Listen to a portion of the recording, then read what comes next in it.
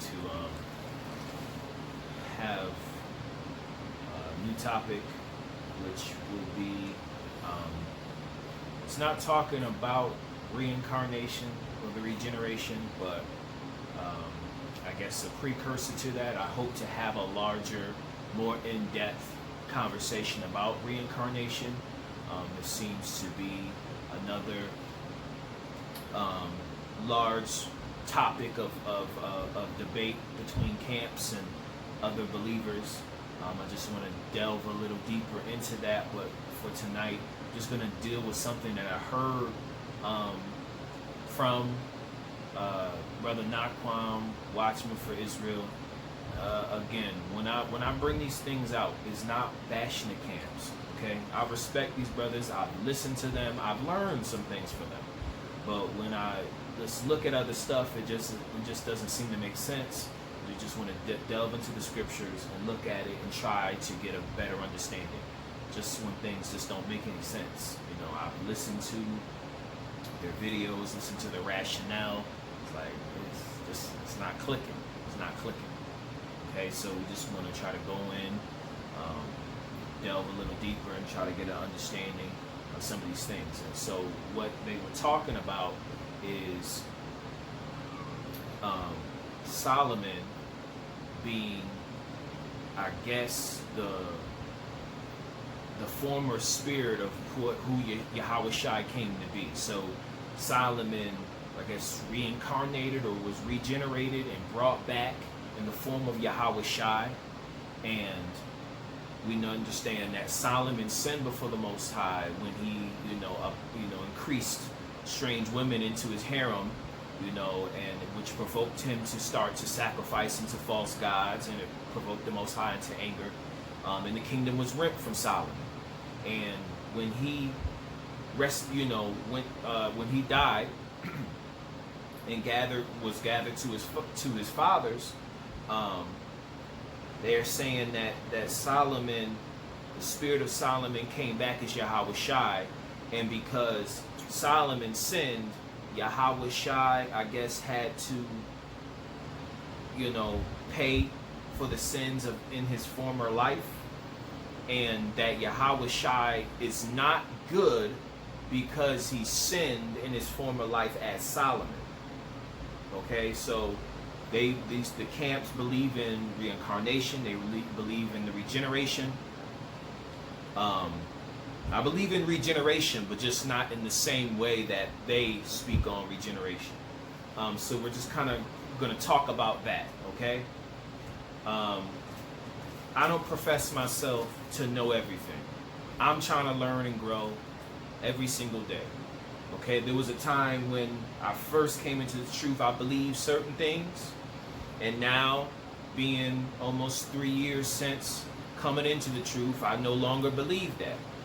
I feel like my wisdom and understanding has increased in Yahawashi and in the spirit. So, I always want to be growing, and I'm willing to learn, I'm willing to grow, willing to humble myself if I believe that what I've heard from someone else is correct and I've been in error, because I strive to walk in understanding. Wisdom is the principal thing. Therefore get wisdom, but with all thy getting, get understanding. Get understanding. And if you hear something that's just not making sense to you, you know what I'm saying? First, you have to pray. You have to seek the Most High. Maybe ask some questions. Ask someone who you believe knows more than you. You feel like you're still not getting, understanding. You just got to go into the scripture for yourself. Okay? And you don't have to take my word for it. Just going to bring out the precepts and let the Most High lead you. Okay? All right, so we're going to start with 2 Samuel chapter 7, verse 12 through 15. Okay? Yeah, would you mind reading that for me? So again, this topic being, did Solomon, King Solomon, the third king of all Israel, did he come back in the form of Yahawashi? And is Yahawashi not good because in his former life as Solomon he sinned? And so, because of that, he had to pay with the judgment of dying on the cross for the sins of his former life as Solomon. Okay, when we're taking all of this notion of the reincarnation into our mind, is this true? We just have to look into the scripture. So can you read 2 Samuel chapter 7, verse 12 through 15? 2 Samuel chapter 7, verse 12. And when thy days be fulfilled... Be sure to speak up a little louder, just in case the sound of this fan drowns you out.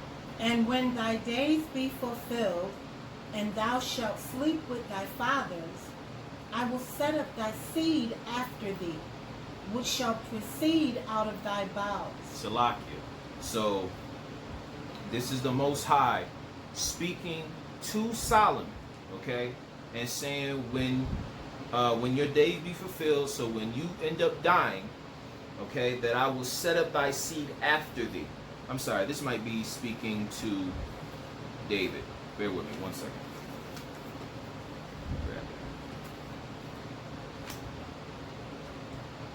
It's best to have it pulled up myself so I can go along as opposed to.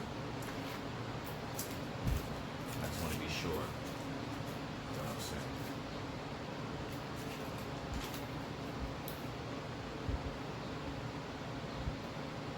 Okay, so this is the Most High speaking to David, all right, as he's getting older, not Solomon yet, so he's speaking to David.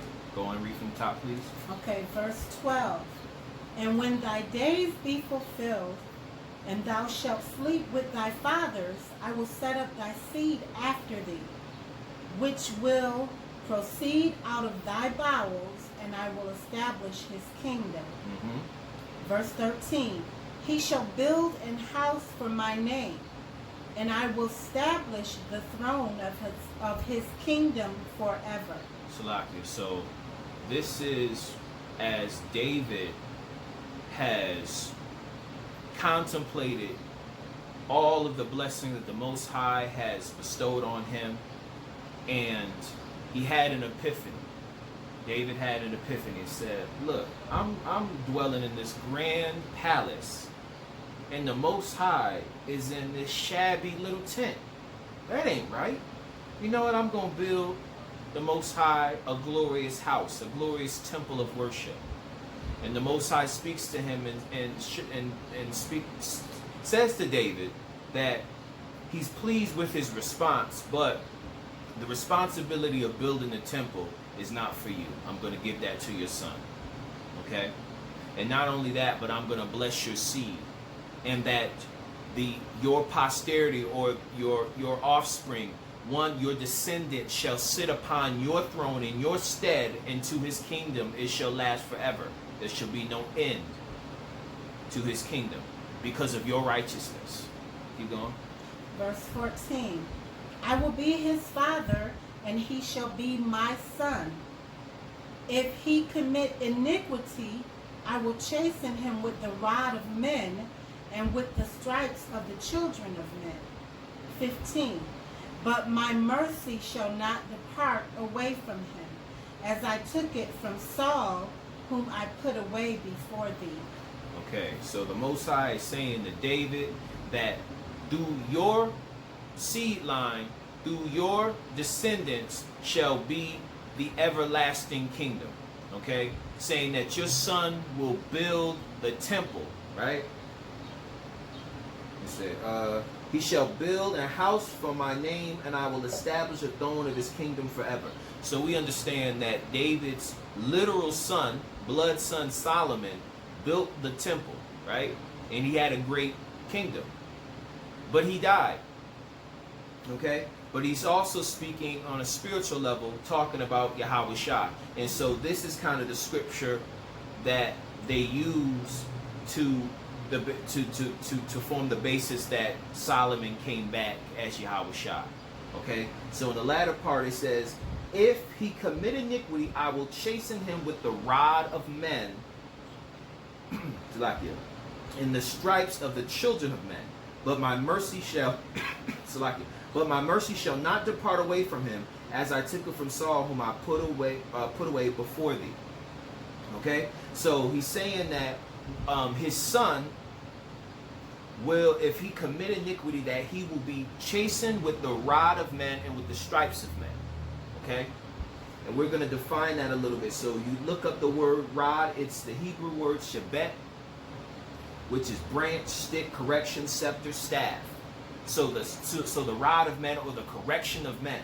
Okay, stripe is the Hebrew word nega, meaning a blow, a plague, stricken, stroke, or wound. So his son, or his posterity, David's offspring, would be punished, would face correction, okay, would face persecution, if you will. You'd be afflicted, okay? Doesn't necessarily just mean to be whipped or to be beaten, okay? But mean that, just like I said in rod, meaning branch, stick, correction, staff or scepter, stripes meaning a blow, a plague, stricken, stroke, wound. So it can mean to beat. You know, if you think about Yahawashi being David's offspring, being his descendant, he was bruised, he was whipped, he was beaten. But it also talks about these things being the rod of men, the stripes of the children of men. Punishment. Facing persecution. Okay? Let's see, what else do I want to grab?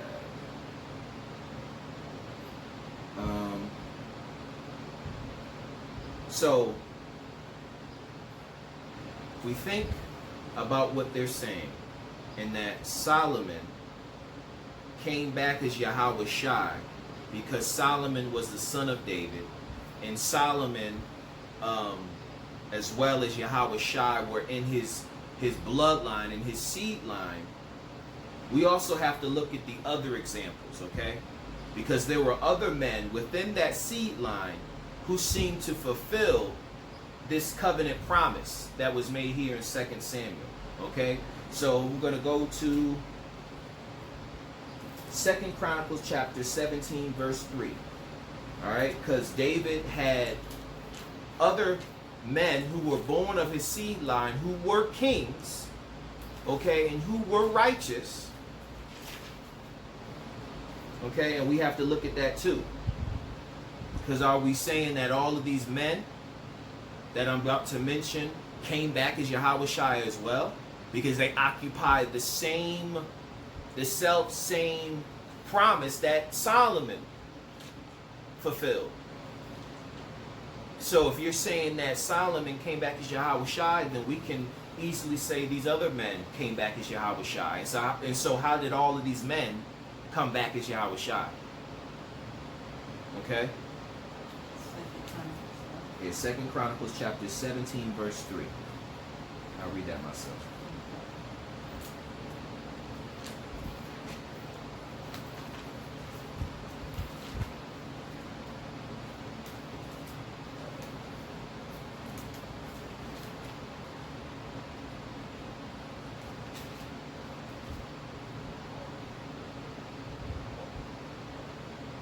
Second Chronicles chapter 17, verse 3. And Yahweh was with Jehoshaphat because he walked in the first ways of his father David and sought not unto Baalim. So this is King Jehoshaphat, who is, who would he be? The great-great-grandson, I think. I think it was Asa, and he begat Jehoshaphat. Okay, so he was one of David's descendants, and he said that he walked in the first ways of his father David and sought not unto Baalim. So he didn't go after other gods. He kept the commandments. He was righteous. He was a king. Okay? Let's see something real quick. So I'm going to try to establish this point real quick.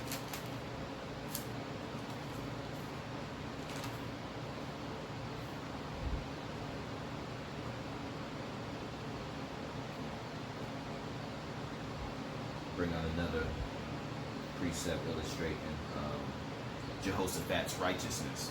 1 Kings chapter 22, verses 41 through 50. And Jehoshaphat, the son of Asa, began to reign over Judah in the 4th year of Ahab, king of Israel.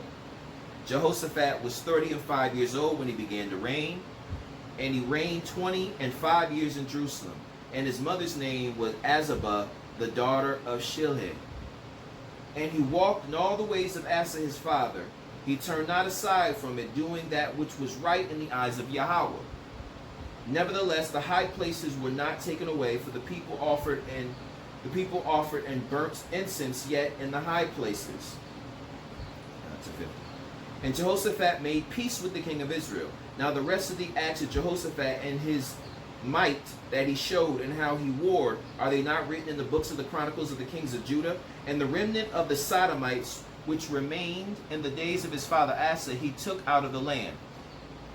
There was then no king in Edom, a deputy was king. Jehoshaphat made ships of Tarshish to go to Ophir for gold, but they went not, for the ships were broken at Azion Geber. Then said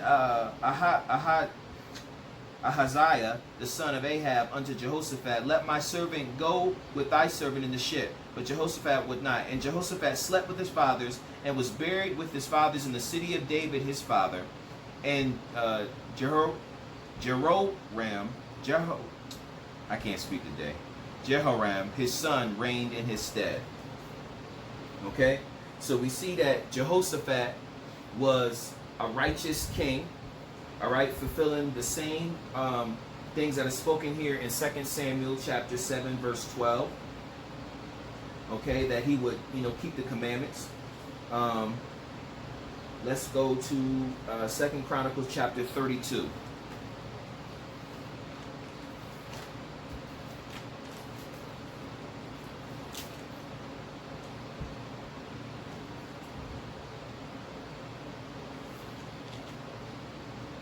Labor too much on these men, but because we have King Jehoshaphat, we have King Hezekiah, King Josiah, and then the governor Zerubbabel. All of these men were righteous, and they were in David's seed line before Yahawashi, but after Solomon, who also, because they were righteous, occupied the same promise that was given in 2 Samuel. So are all of these men returning as Yahawashi? That's the question we must ask ourselves. Huh? No, I'm saying that along with Solomon, are all of these other men returning as Yahawashi? So 2 Chronicles chapter 32, verse 32 and 33.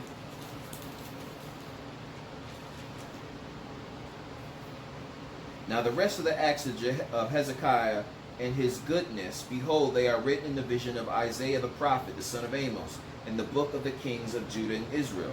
And Hezekiah slept with his fathers, and they buried him in the chiefest of the sepulchres of the sons of David. And all Judah and the inhabitants of Jerusalem did him honor at his death. And Manasseh his son reigned in his stead. Okay?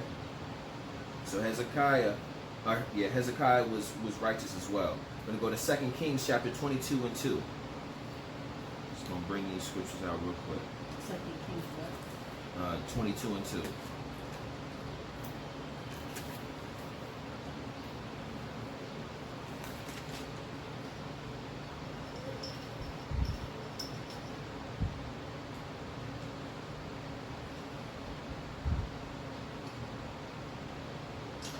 Second Kings chapter 22 and 2, and it reads, and he did that which was right in the sight of Yahweh, and walked in all the ways of David his father, and turned not aside to the right hand or to the left. So we have Jehoshaphat, Hezekiah, and King Josiah, who were all righteous as their forefather David, keeping the commandments, walking upright. Okay? Go to Sirach 49 and 11.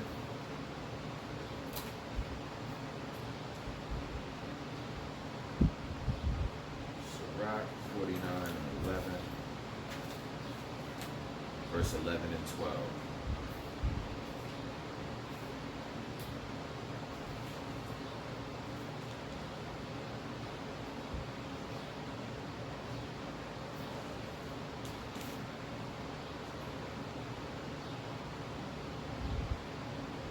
Sirach, chapter 49, verse 11 and 12. It reads, how shall we magnify Zerubbabel? Even he was as a signet on the right hand.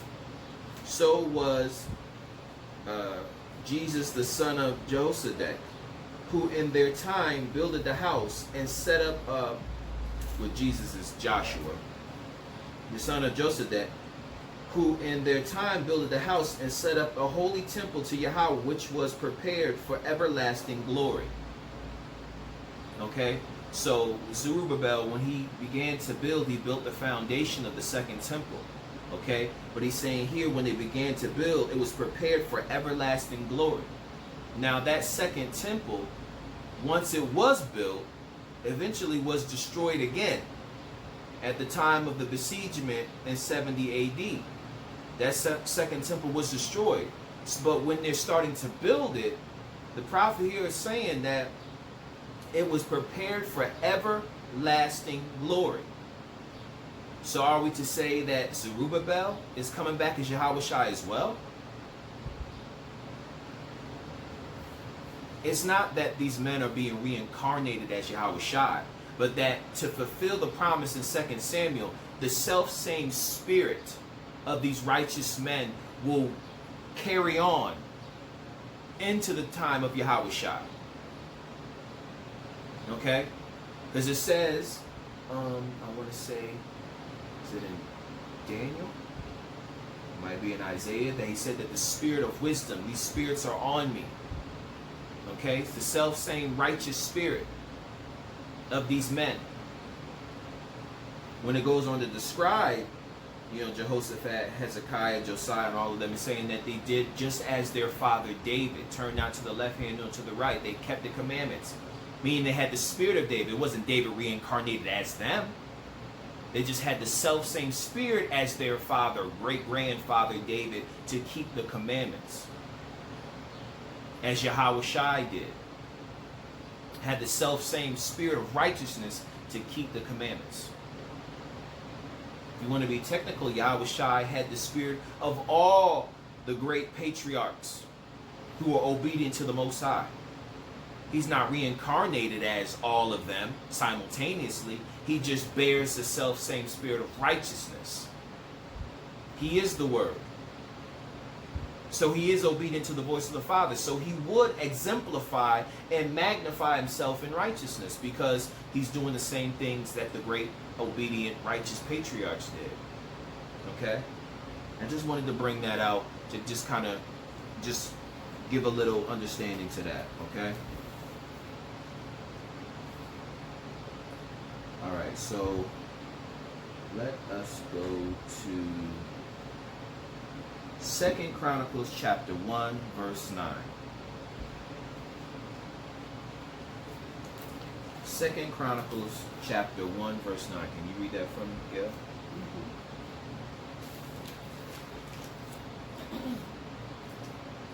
Go ahead. 2 Chronicles chapter 1, verse 9. Now, O Yahweh, verse 9. Now, O King Yahweh, let thy promise unto David my father be established. For thou hast made me king over a people like the dust of the earth in multitude. Okay. So, this is Solomon speaking, right? And he's referring to what was declared in 2 Samuel chapter 7. Saying, now, O Yahweh, let thy promise unto David my father be established, for thou hast made me king over people. And 2 Samuel says that I will set up thy seed after thee, which shall proceed out of thy bowels, and I will establish his kingdom.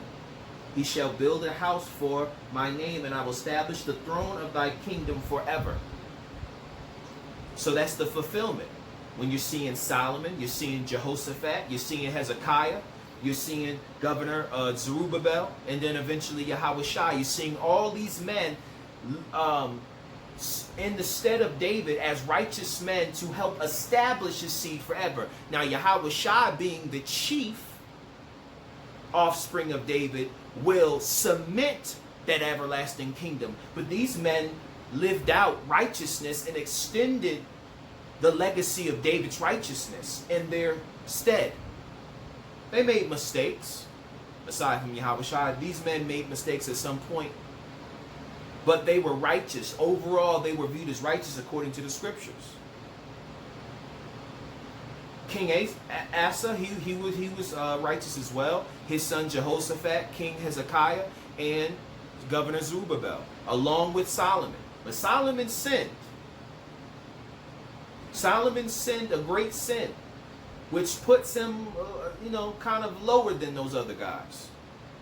But in the same way, they were kings that sat upon the throne, right, and established that legacy of David.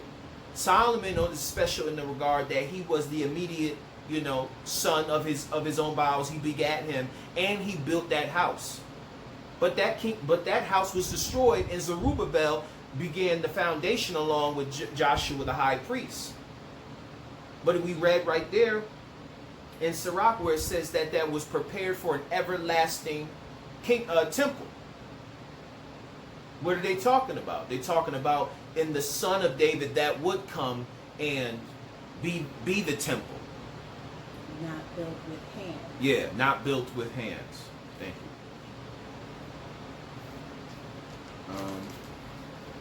Let's go to 1 Kings chapter 3, verse 5 through 14.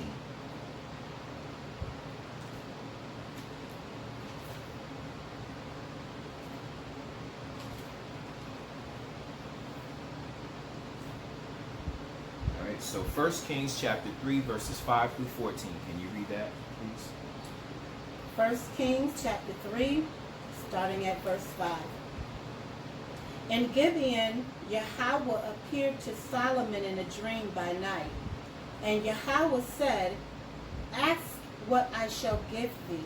So the Most High is appearing to Solomon in a dream, and because Solomon has found favor in the Heavenly Father's sight, he's saying, ask whatever you want. Now I'm prepared to give it to you. Verse 6. And Solomon said, thou hast showed unto thy servant David my father great mercy, according as he walked before thee in truth and in righteousness and uprightness of heart with thee. And thou hast kept for him this great kindness, that thou hast given him a son to sit on his throne as it is this day. So also going back to 2 Samuel chapter 7. So Solomon recognizes even in this dream that the fact that I'm sitting on the throne is the fulfillment of the promise you gave to my father. And I appreciate that. Keep going. 7. And now, O my King Yahweh, thou hast made thy servant king instead of David my father, and I am but a little child. I know not how to go out or come in. Okay. 8. And thy servant is in the midst of thy people which thou hast chosen, a great people that cannot be numbered nor counted for multitude. 9. Give therefore thy servant an understanding heart, to judge thy people, that I may discern between good and bad. For who is able to judge this thy so great a people? 10. And the speech pleased Yahweh, that Solomon had asked this thing. So the Most High was very much pleased in Solomon's response. He didn't say, can I get a whole bunch of money? He didn't say, can I have a whole bunch of fame? He said, how am I supposed to do this? You have anointed me to sit upon the throne of my father David. So you saw something in me that I didn't even see. All I'm asking from you, Father, is that you would give me wisdom, give me understanding on how to do this task, to fulfill this responsibility as king over your people. I want to do a good job. Give me the skills, give me the tools to do a good job like my father did. Go on. Verse 11.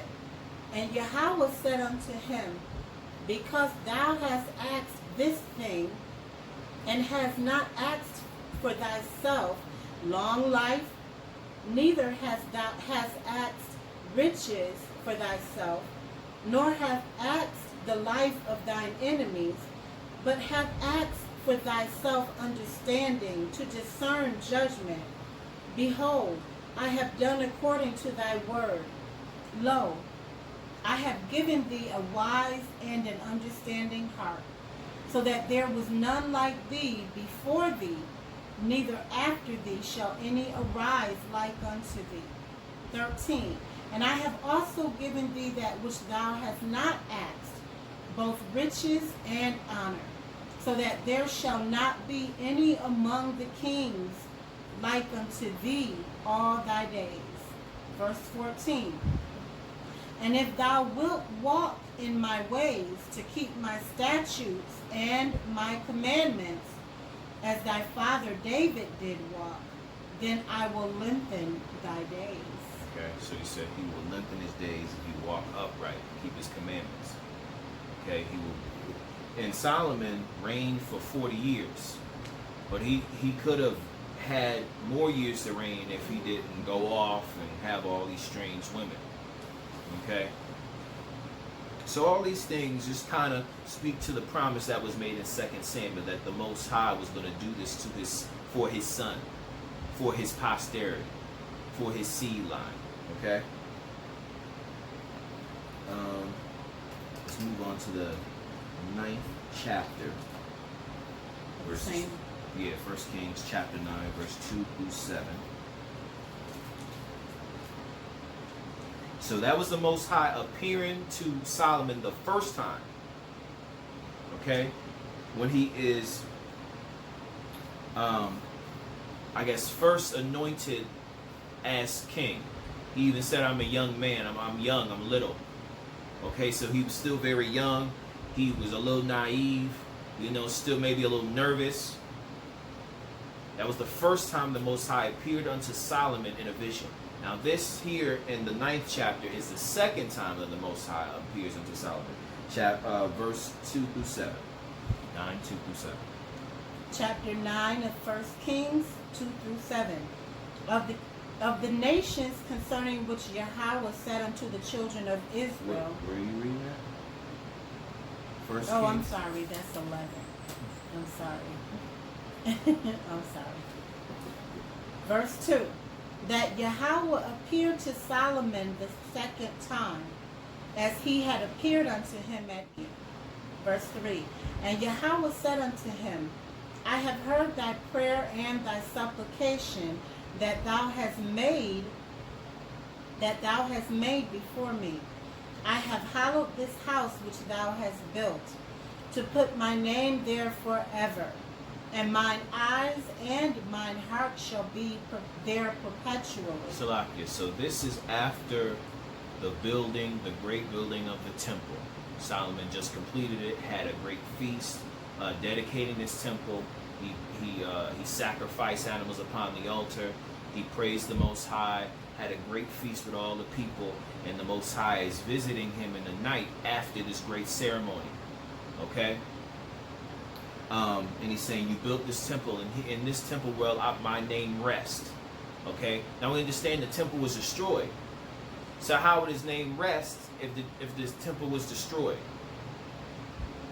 It's because he's talking about these things in a spiritual way. Keep going. Verse 4.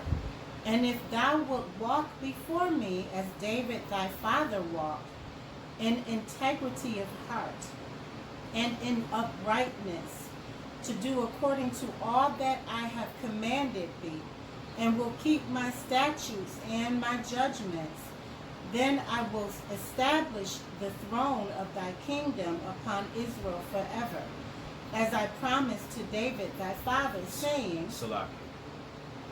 Now in chapter 3 of 1 Kings, the Most High already appeared to Solomon.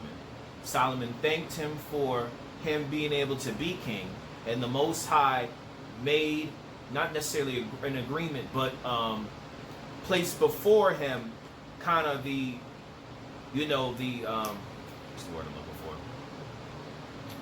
for? The stipulation for his continued success. I'm prepared to bless you as I did your father David, but you have to keep my commandments as he did. Now he's coming back the second time, and now he's making a formal agreement with him, a covenant. All right, now if you do this, this is what I'm prepared to do for you. So read that verse from the top. Verse 5. Then I will establish the throne of thy kingdom upon Israel forever. So if you keep my commandments as David did and not sin against me, I will establish your kingdom forever in Israel. Okay?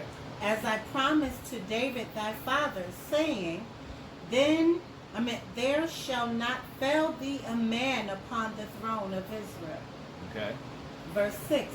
But if you shall at all turn from following me, you or your children. So this is not just to Solomon. This agreement, this covenant, this arrangement, okay?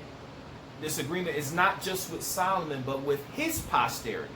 Now remember, the original covenant agreement was made with David, and he promised to your throne there shall always be a king.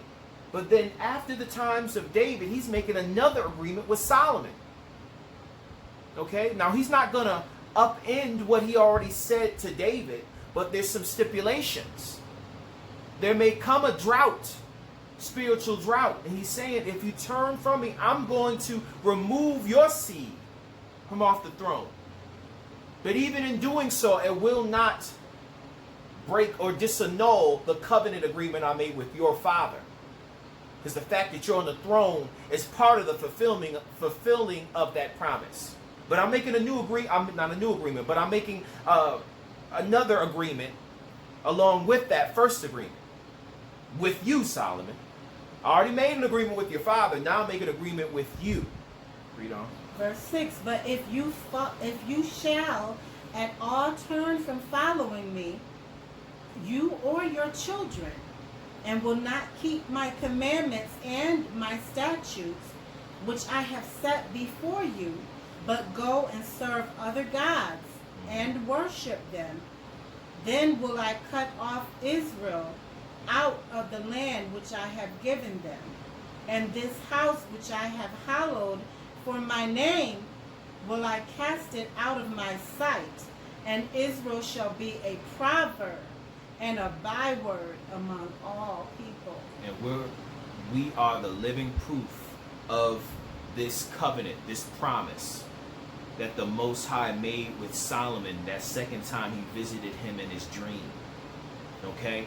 He's saying, we already have the everlasting covenant agreement made with David. David, you was righteous, you my boy. I'ma always have a king to sit upon that throne. Into your kingdom there shall be no end, which was fulfilled in Yahawashi. But then after the times of David, when Solomon, his actual begotten son, sat upon his throne in his stead and built up the temple, fulfilling part of the 2 Samuel promise, 2 Samuel chapter 7 promise, he's saying, now I'm going to make a covenant with you. If you break my commandments and turn aside, then I will cut Israel off. I'll cut your people off. There won't be a king. And we see that being played out. So David, in his righteousness, established the eternal kingdom promise. Solomon messed it up, or at least messed up just the earthly dispensation of that. Because sometime thereafter, the northern kingdom was exiled into Assyria and scattered, okay? And then later on, some years later, Babylon came in, and the children of Judah in the southern kingdom were displaced. And eventually were all exiled and cut out of the land, just as he said, and then through different slave trades, we have been scattered and dispersed to all four corners of the earth. Even at the time of Yahawashi, there was no king over Israel. No Davidic king. No king who came through the seed line of David in the flesh, or in human government, sitting upon the throne. We understand Yahawashi was the fulfillment of that, but he didn't have a crown, he didn't have a scepter, he wasn't occupying the seat that King Herod had. He was a common man. he shall come back in his second advent as that great king. But during that time, the kingship had been cut off because of the disobedience of Solomon. Yahawashi is coming to restore or bring reconciliation to the wrongdoing of Solomon. So they can't, not that he's Solomon. And not that he sinned. As well. So not that he sinned, but Solomon messed up. And so Yahawashi, not being Solomon, has to come back and restore, reconcile, and rectify the wrong that Solomon did. As well as the other men of his seed line that went off and started, worshiping other gods. Because we talked about Jehoshaphat, we talked about Hezekiah, we talked about Zerubbabel, and these righteous men. But in between and thereafter, there were wicked men. So this covenant was made with Solomon. If you keep my commandments, you and your children, there shall be a king. But if you don't, there won't be a king, and I'm going to kick you out the land, and y'all going to be a proverb and a byword. And we're living proof of that. We're living up these curses. And so that is the reason why Yahawashi had to come and be a propitiation of sin for Israel to wipe away the iniquity of Solomon. When Solomon died, he wasn't righteous. He wasn't considered righteous. So he's not prepared to be a sin offering, to be as a priest in the order of Melchizedek, to be a propitiation for the sins of Israel. He was unclean. So that's why it was needful for Yahawashi to do his work, to come back, not to come back, but to come in human flesh, to do the will of the Father, to die for the sins of Israel, and then he'll come back and fulfill that 2 Samuel everlasting covenant he made with David. Okay? All of it was in the will of the Most High, because he declared these things to David. He knew what was coming after. He knew Solomon was going to mess up. He knew the kings was going to go off. He understood that, but he was referring to his son, his begotten, Yahawashi Mashiach, who would come and fulfill that. That's why he made 2 agreements, 2 covenants. One with David that would stand forever, and then one with Solomon in this dispensation. That he knew will be broken. That's why he already, from the foundation of the earth, Yahawashi was slain. So that he would come in the time appointed, okay, in flesh through a woman made under the law to do these things, to restore. Okay? Let's go to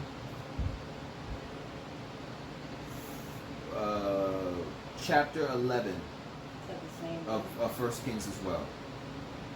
Do 2 more scriptures and we'll be done for tonight. 11 verses 8 through 11. You want me to read? Yes, please. Okay. Chapter 11, verses 8 through 11. And likewise did he for all his strange wives, which burnt incense and sacrificed unto their gods. And Yahweh was angry with Solomon, because his heart was turned from King Yahweh of Israel, which had appeared unto him twice. So appeared unto him twice, spoke to him the first time and said, this is what I'm laying out. And then the second time saying, let's make an agreement. This is what I require of you. Appeared unto him twice. This is what I want. I'm laying it out. I made a covenant agreement with your father. He was righteous in my sight. Because of his righteousness, this is the reason why you sitting on his throne. Came to you twice. I spoke to you, let you know what I want. You made this agreement, and then you still messed it up. Sacrificing to other gods because of your strange wives. Okay? Keep going. Verse 10. And had commanded him concerning this thing, that he should not go after other gods. But he kept not that which Yahweh commanded. Salakia. So it's not just, I told you to keep these commandments and, don't go off. It's not that you just messed up. The very thing I told you not to do, you did it. Why? Because the Father had foreknowledge. Of course he knew he's going to mess up in that exact sin. Mm-hmm. So he spoke to him, at the time appointed, said, don't do this. But he did it anyway. Mm-hmm. His heart was not as his father David's was. Keep going. Verse 11. Wherefore Yahweh said unto Solomon, for as much as this is done of thee, and thou hast not kept my covenant and my statutes which I have commanded thee, I will surely rend the kingdom from thee, and will give it to thy servants. So I'm taking the kingdom from you. Okay? Now, Yahawashi is being given, he said in the New Testament, that this is my beloved Son in whom I am well pleased, meaning he keeps my commandments. He said he will give these things unto the Son. The Father, he said, everything that I have, I got from the Father. Yahawashi in the scripture has not had anything taken from him. Okay?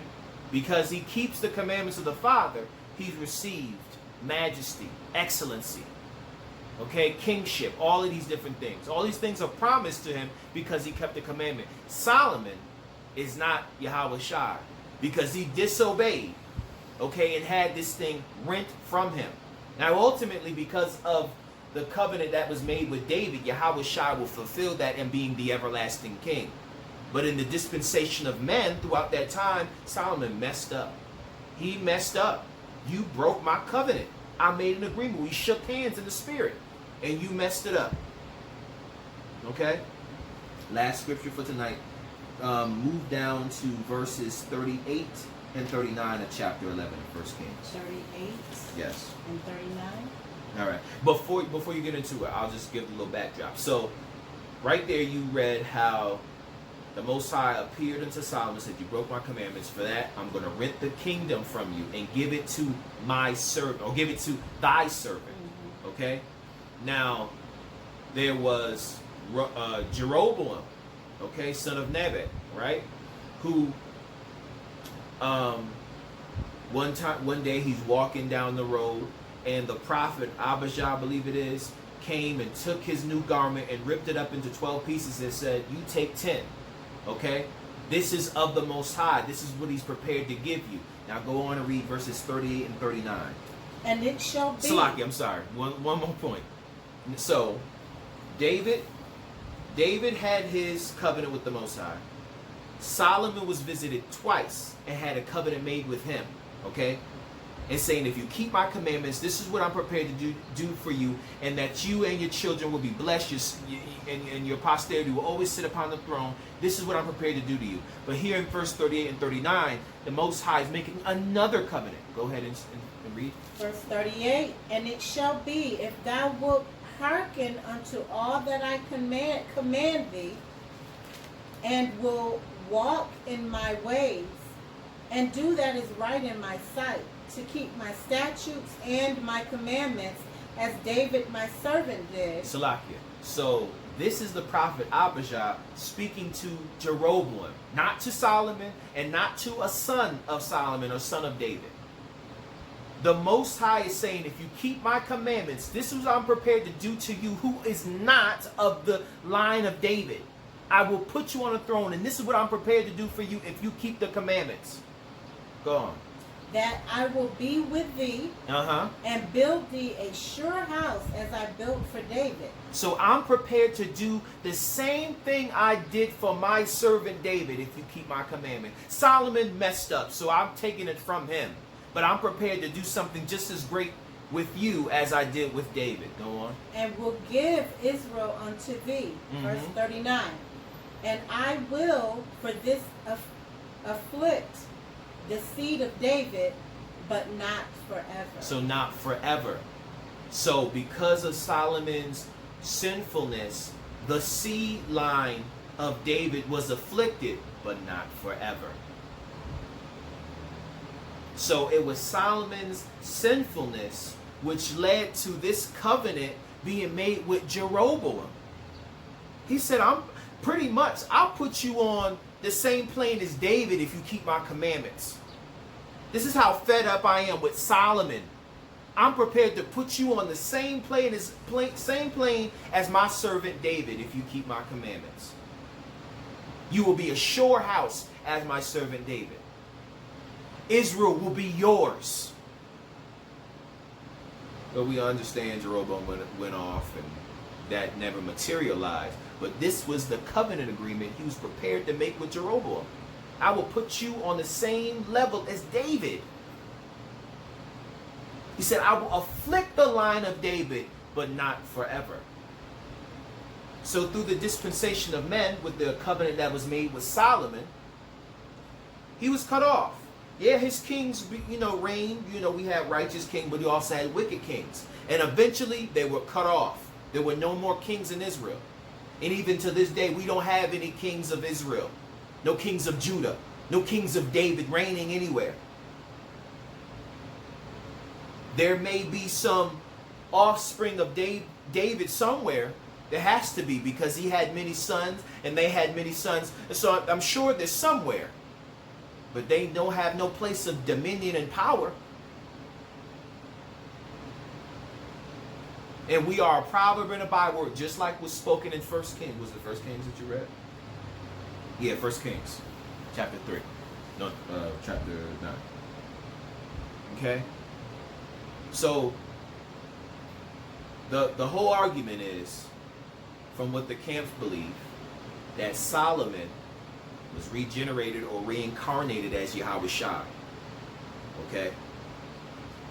But Solomon messed up, which made, which created the opportunity, not the opportunity, but made it necessary for Yahawashi to come. He's cleaning up the mess Solomon made. He's cleaning up the mess Solomon made. How would he be Solomon if he's having to clean up his own mess? That doesn't make any sense. You want to say something? Yeah. The scripture said it was once appointed for man to die, Yeah. and after that the judgment. So to come back is not happening. But also we pay for our own sins. Yeah. Our children aren't paying in that sense. We know we're all paying for our forefathers' sins. And that's why Solomon got his own covenant. Okay? The reason why Solomon's kingdom was rent from him in his lifetime was because of the righteousness of his father. So there was mercy that was extended on into the next generation because of David's great righteousness. Okay, and he was prepared to do these things for Solomon. But when he made his own agreement with Solomon based off of Solomon's own credentials, he fell short. And then with all the other men that came, they fell short. Even Jeroboam, I'm prepared to put you on the same plane as David. He fell short. And so Yahawashi is having to come and clean up the mess that was made by not only Solomon, but all the unrighteous kings and all of the seed of Israel, really. He's having to clean up the mess. And Yahawashi's life proves that he was a righteous and just man that did exactly what Yahweh sent him to do and nothing more. He wouldn't even speak except what his father gave him to speak. So, in 2 Samuel, we talked about the rod of men and the stripes of the children of men. And if you look at that as spiritual, that can be referring to Yahawashi and how he was beaten. But we're going to get into on tomorrow how that can apply also to Solomon. Okay? Because their belief is that Solomon died, never experienced this rod of men, stripes of the children of men, and then reincarnated as Yahawashi to be beaten for his sin that he lived, so many years before Yahawashi. Okay? So we'll leave it right there. And